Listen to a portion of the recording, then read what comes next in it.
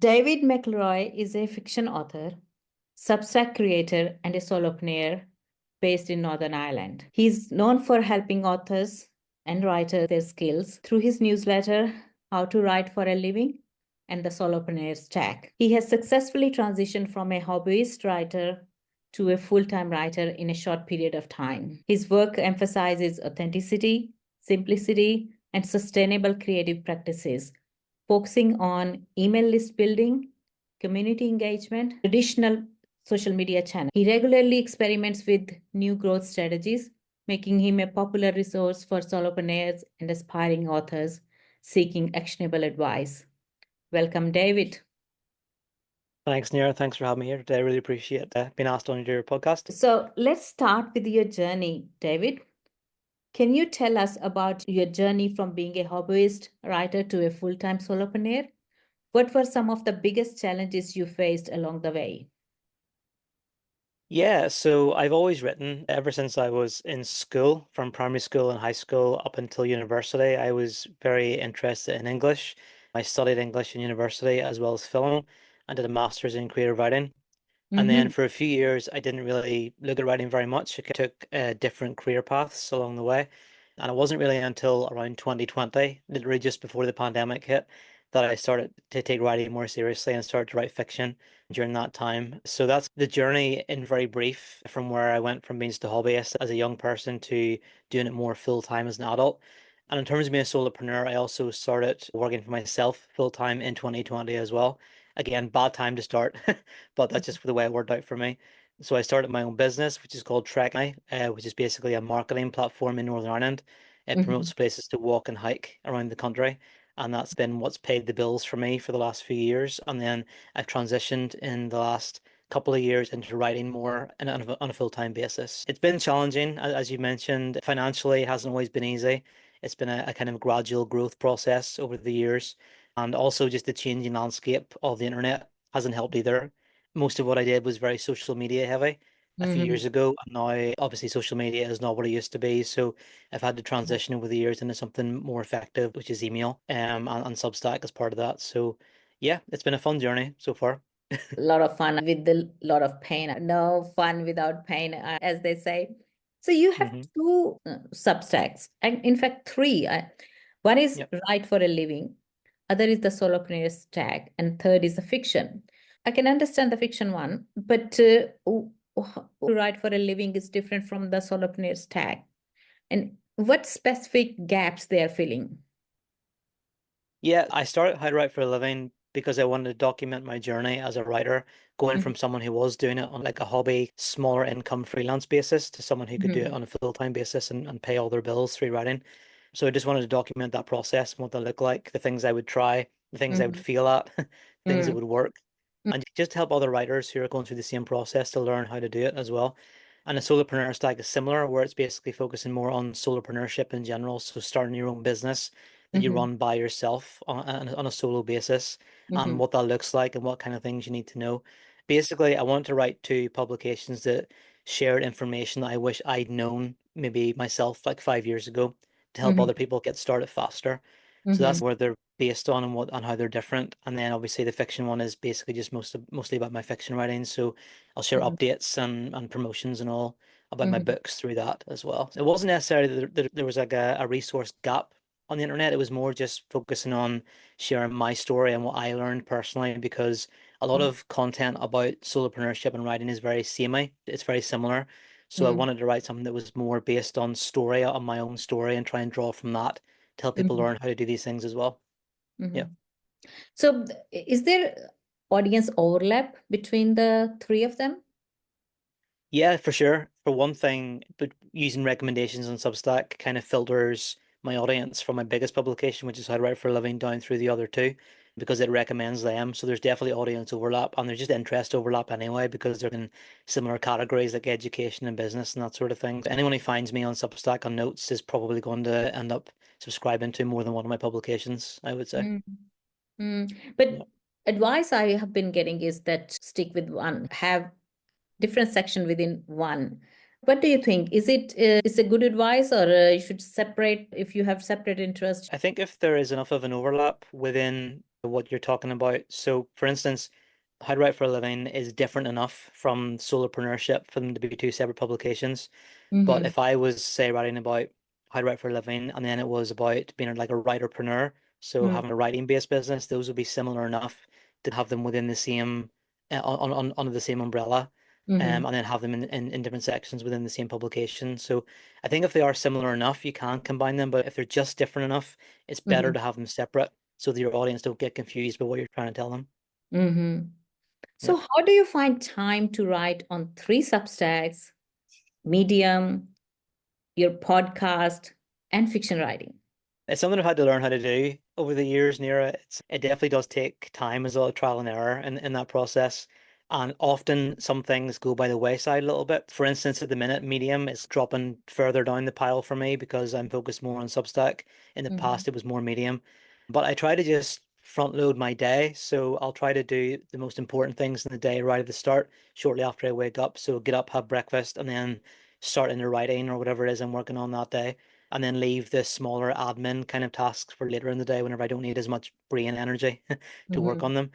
It's just about trying to make everything fit and to delegate things that I don't really have time to do to other people who do have time to do them. So I work with a lot of freelancers who will do like small tasks for me, like editing podcast episodes, because that takes a long time to do. So if they do that, then it makes it a lot quicker, and I can focus more on writing instead. I can get them to do social media work for me, which I don't really have time or the desire to do a lot of the Mm-hmm. time these days. But yeah, it's just about distributing that time and just trying to make sure that I don't end up doing things that are big time sucks that don't actually make money for me. So I want to try and focus more on the things that do generate income, which tends to be Substack at the minute and advertising. You may not be aware of at Author Circle, we're participating in a writing challenge in November in line with the NaNoWriMo. And Hmm. we're going to be writing somewhere between 10,000 to 50,000 words, and whatever people have pledged. Tell us, how do you approach your writing? Do you outline, or are you a penster?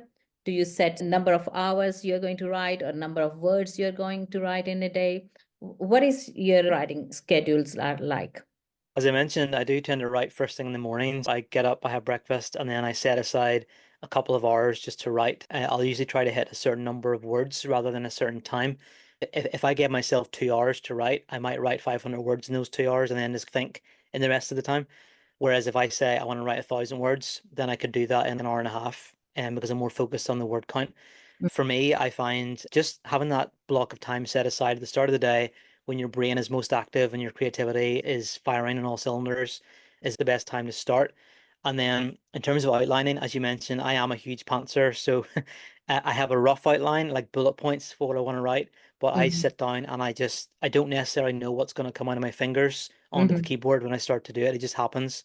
Mhm. And my characters in fiction tend to dictate the Mhm. course of the story a lot of the time through their dialogue, and they'll decide how things are going to go. But if anyone is trying to write 50,000 words in a month, it's definitely possible.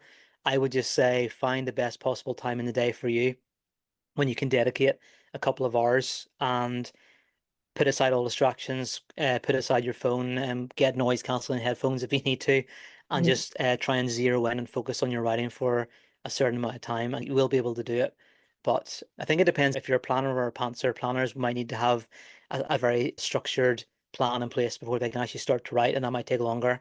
For someone like me, it is more going by the seat of your pants and just winging it a little bit. And that works for me, but doesn't work for everybody. So it's all about trying to work out your best approach and what you can manage in the time frame. I used to be Penster, and I have participated in NaNoWriMo for more than a decade now, Hmm. 10, 12 times. And Penster was good back in the day, but nothing got finished. For so I have so many unfinished stories and so many unfinished books.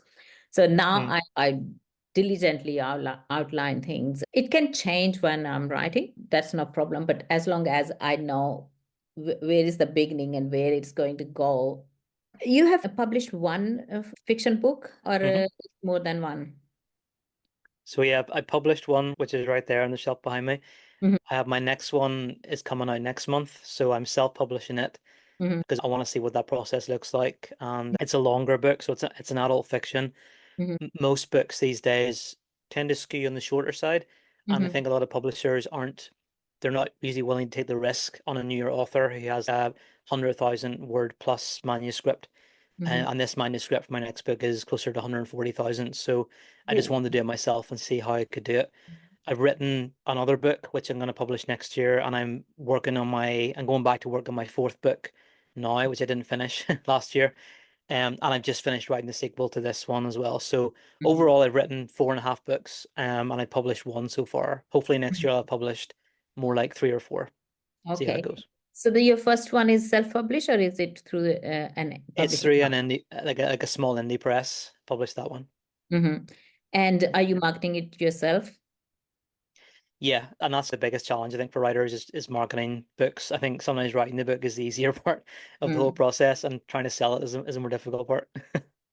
I was Yeah. listening to your podcast with the Simon Johns, where you were asking him about his serializing books. Mm. He's been writing serialized books for a while. Is that the path you are thinking of going as well? So I'm serializing my other young adult novel, which is tentatively titled Imposter Syndrome. That title might change further down the line.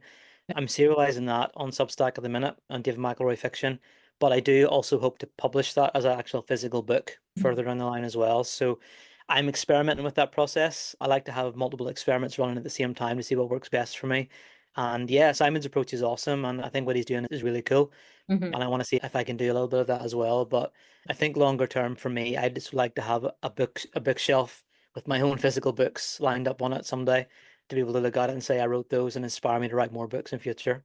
There is nothing saying that you can't have physical books if you serialize them. You True.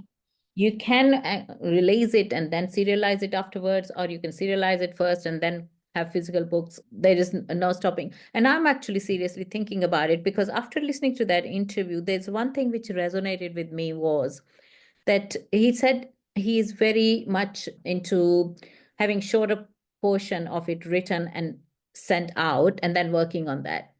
And I Mm, think after writing online for about 5, 6 years, I'm also of that mindset now. I just want to do the work and ship it, and then do the next one and ship it. Because if it is lying and mounting up, it becomes too much to edit and find the gaps and improve it. But with this mm. process, your audience helps you do editing and improving the book, rather Yep. than just you trying and struggling with it. And you also find out if it is hitting the market or not, if it is any good or not. So Mm, I'm seriously thinking about going that path. I have one book, but 80% written, and it's been sitting on the side. I'm going to write the second one, this NaNoWriMo.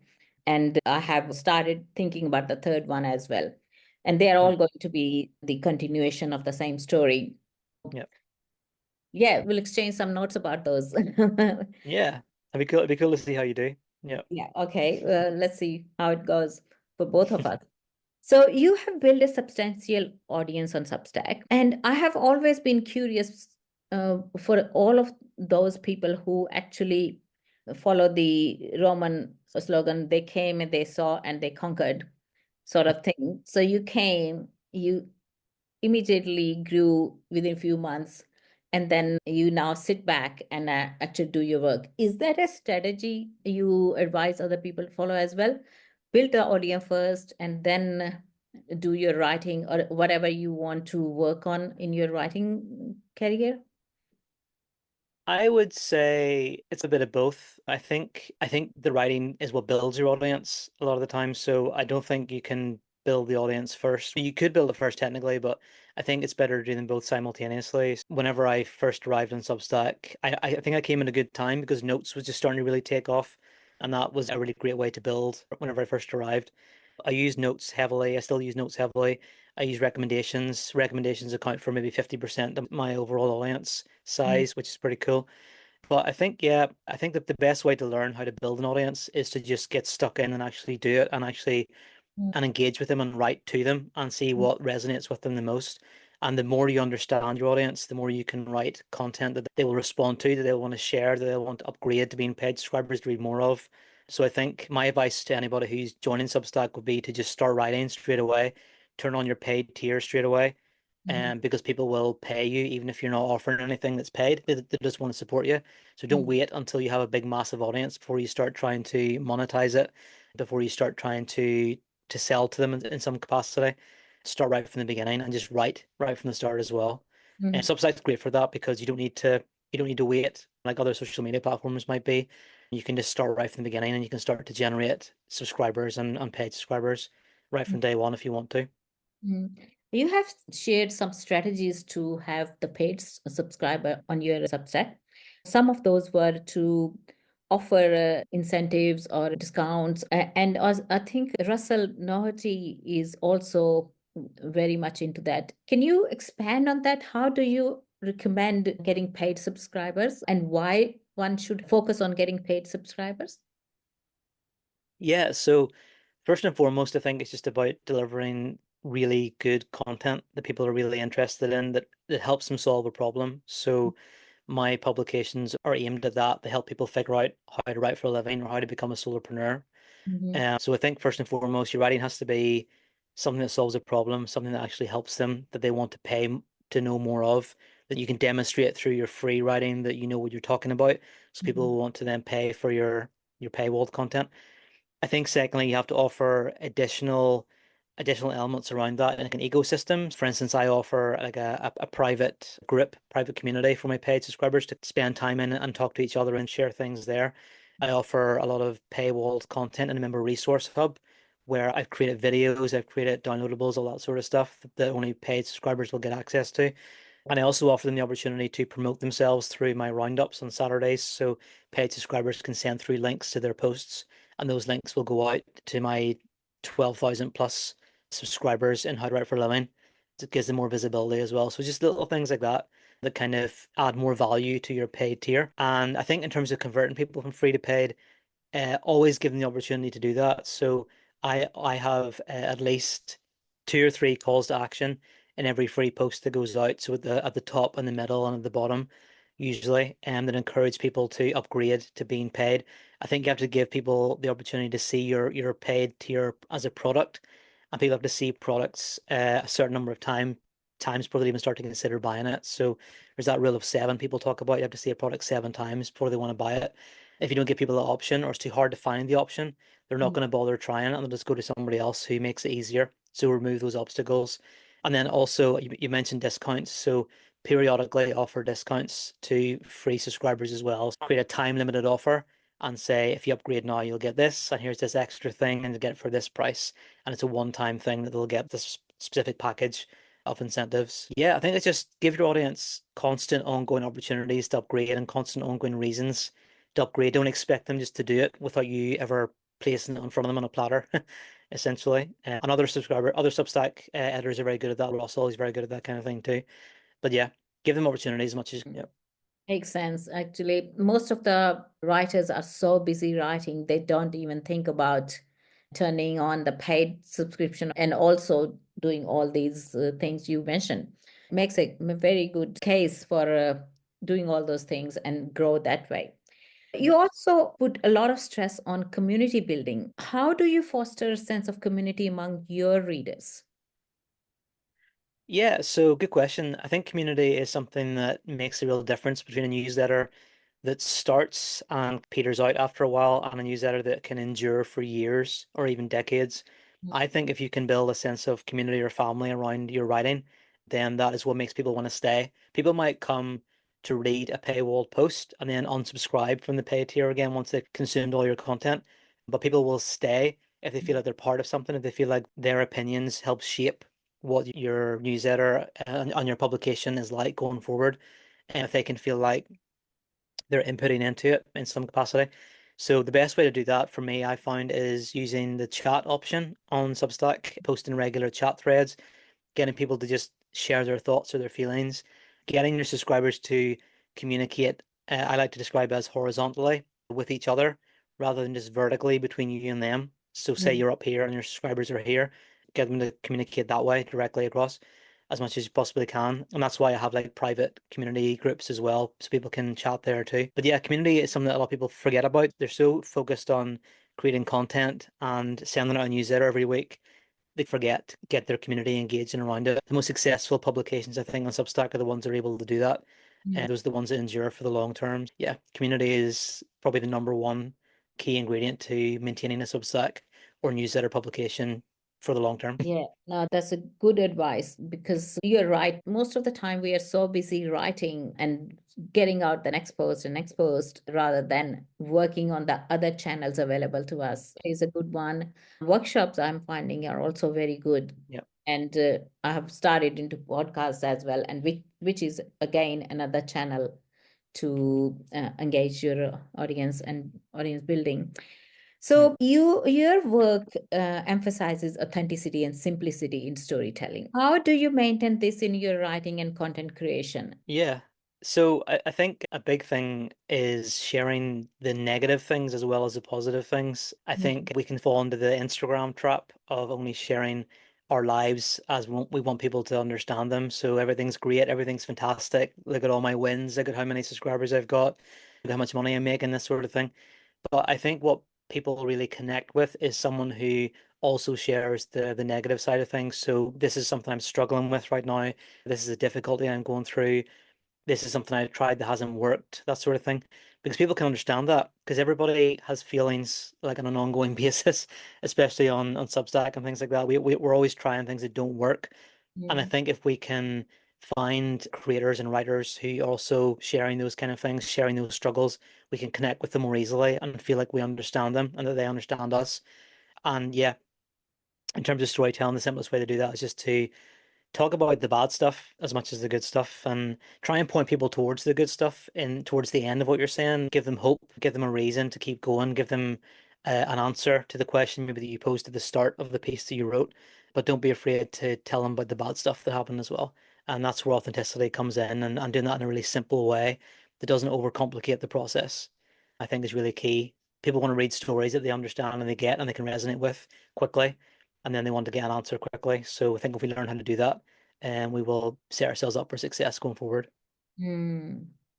When you're talking about the bad stuff, most of the time people share how many wins they have, how many subscribers they have, how much money they are making, and all that sort of thing, which to those who have not reached that level, it sounds a very attractive. But Mm. what they miss is the blood and sweat along the way that you Yeah. endure to get there. Have you found that having too many platforms is also a hindrance for success? You used to Mm. be on X and Twitter and maybe LinkedIn as well. Are you active on those platforms as well still? I'm still on them. I have a presence there, but I'm not very active on them. Substack is generally the platform where I spend most of my time now, just because those other platforms, they're great in many ways, but you're posting into the void. Like I have 20,000 followers on Twitter, and I may as well have 20 at times Mm. because the reach you get now is just so limited. LinkedIn can be better, but I find that because Substack combines the social media element with the email element so effectively, you're building an audience that you can take somewhere else if you need to. So you can't do that on other social media platforms.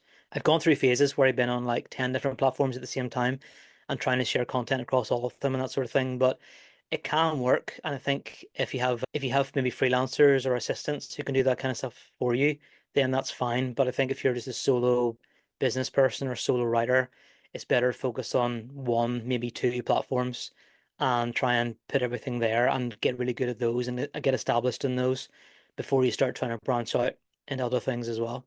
I'll probably do more with social media in the future, but at the minute, Substack is where I feel most at home and I enjoy being on the most. So yeah, easier to focus on one or two than try and do everything at once.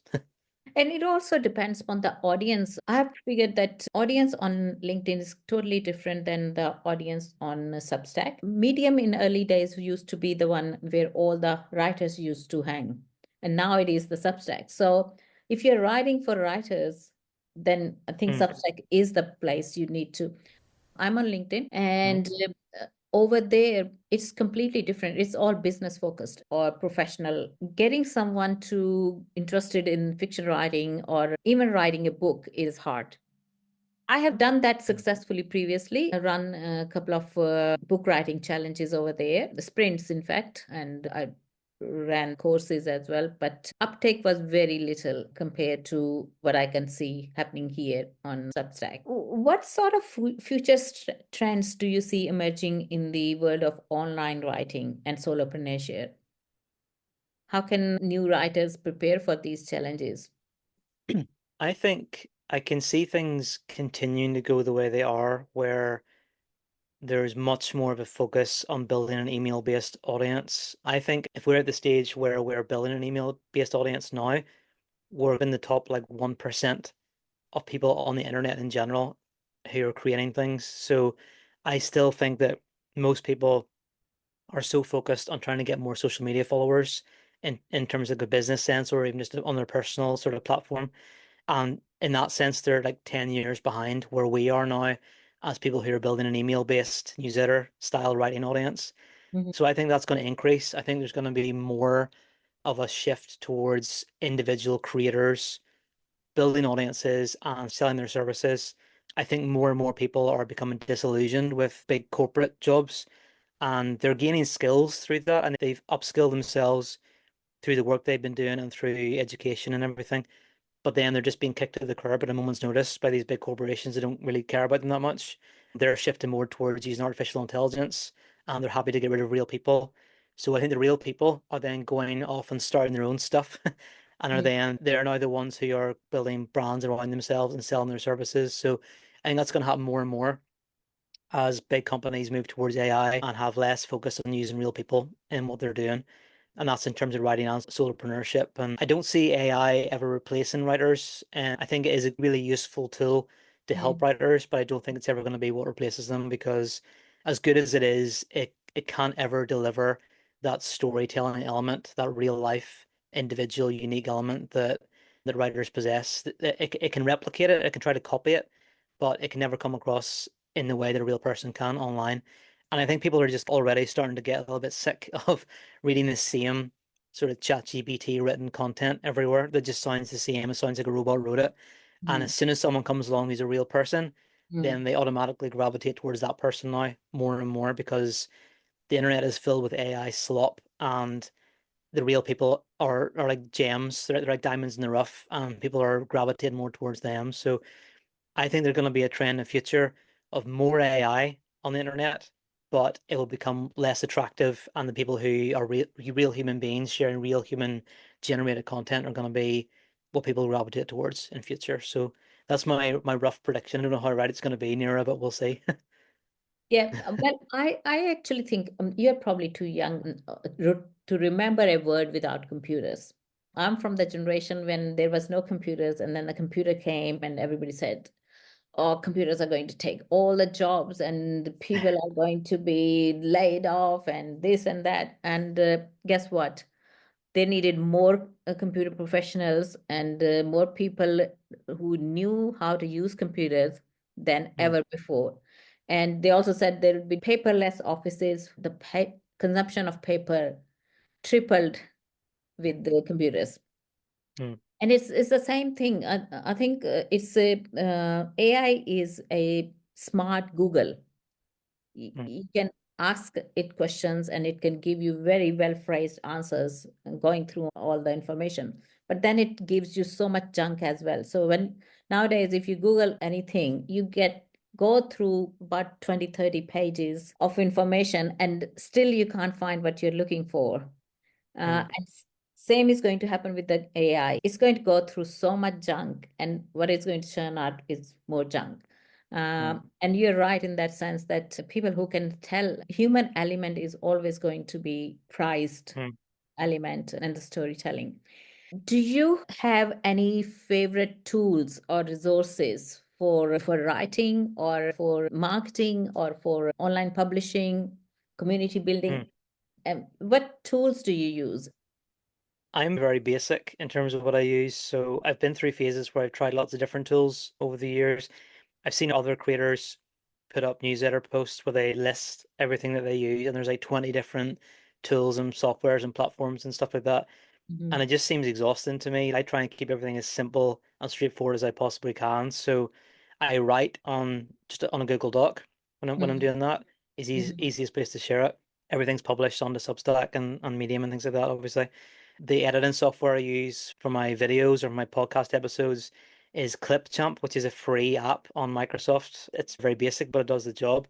I'm not actually sure what else I use. I use things like Atticus. It's a platform, it's a software for writers when they're putting together their novels and to format them properly. So I paid for that. It's a one-time payment and it's really good and it's great. Mhm, I'm using Ingram Spark to put together my books for self-publishing, which is slightly more chaotic process, but I'm figuring it out over time. mhm, And then everything else that I don't really know how to do or don't have enough expertise in, rather than buy a platform or a software, I just delegate that to somebody else who knows how to do it. So if I'm struggling with something, I don't have time to do it, I'll give that to somebody else and they can do it for me. Probably the one major bit of kit that I use, the one major bit of resource that I use is Canva. Canva has been brilliant. I love Canva. I've used Canva for years and it's such a great tool.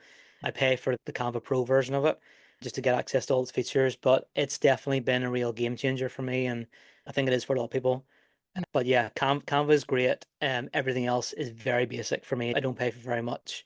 mhm, I've recently started paying for Thinkific because I'm going to be delivering courses. I used to use it in the past and went away from it, and I've come back to it again. So I'm going to start using Thinkific for my courses and for my community and things like that. And that is a paid thing. But yeah, my advice to anybody is just try and keep your costs low, try and keep your overheads low as a mhm, writer, especially at the start. Just try and make your process as straightforward as possible because there are a lot of free tools and resources that can do the same things that the expensive paid ones can do. So mhm. that'd be my advice. Great advice. You mentioned Income Spark for your book publishing. You don't go the KDP way? No, again, I might try in the future, but at the minute I'm using Ingram Spark just because I know other people have used it and it's worked for them, and I've learned over the last sort of few weeks and months how to do it. Mhm, And I think once you get it, I think once you understand how to do it properly, it mhm, is straightforward enough. I think with Amazon, with KDP, that there's a slight limitation with it in terms of publishing. I think it can restrict you slightly to being within Amazon, which is probably fine because most books are sold through Amazon, but I think Ngram gives you slightly more flexibility in that sense. I could be wrong, but that's my sort of mm, basic understanding of it. But yeah, I might change in future. We'll see how Ngram goes. I've only mm, published, or I'm only in the process of publishing one book with it mm, so far, so I'll be able to tell you in 6 months' time if it worked or not. I think. mm. I've been a student of publishing for about 5 years now, even though when I hadn't published anything, I was learning stuff. 20% of the buyers are on Amazon. Income Spark and Draft to Digital are called going wide, Mm, and only 30% of the people are, or buyer readers are on those platforms where they publish. The only people who actually don't want to publish on Amazon are the ones who have something against Amazon completely. So they don't mm. want to go to Amazon at all and they are happy to stay wide. That was the reason I was asking, do you have anything against KDP or Amazon? I've got a lot against super rich billionaires owning everything that we do in general, like Twitter, etc. I don't like the way our world system seems to work in that regard. Mm, Um, but at the same time, I think if we tried to boycott everything that a billionaire owned, we wouldn't be able to do anything in life. And I think we may as well do our best to succeed in spite of the restrictions that they put on us and the difficulties they create for us through mm, their monopolization of platforms and of different corners of the internet. I don't have anything against Amazon KDP. I would not use it for that reason. And mm, as I said, I might use it in the future. So it's more just a case of I had to choose one of the other between Amazon or Ingram, and I just in this instance I chose Ingram. Yeah, nothing against it, specifically as a platform, but we'll see how it goes in future. mm. Mm. Okay, what advice would you give to writers looking to transition from a traditional job to making a full-time living from their writing? My main advice would be to not go all in straight away. I think a lot of people quit their job and just dive in with both feet and then maybe really struggle and end up having to go back to working in like a 9 to 5 traditional role. I think the best advice I've seen from other writers who are more successful than me is to do it gradually, to do it on a part-time basis, and kind of transition into it. That's what I've been trying to do for the Mm, last few years, going from writing on the side in like a part-time hobbyist kind of way to doing it more like freelance, and then just trying to gradually tip the scales towards writing being the main thing, and it's moving that direction now. I can say that I write full time, but I do also still have my own business as well. So I don't limit myself in terms of income streams.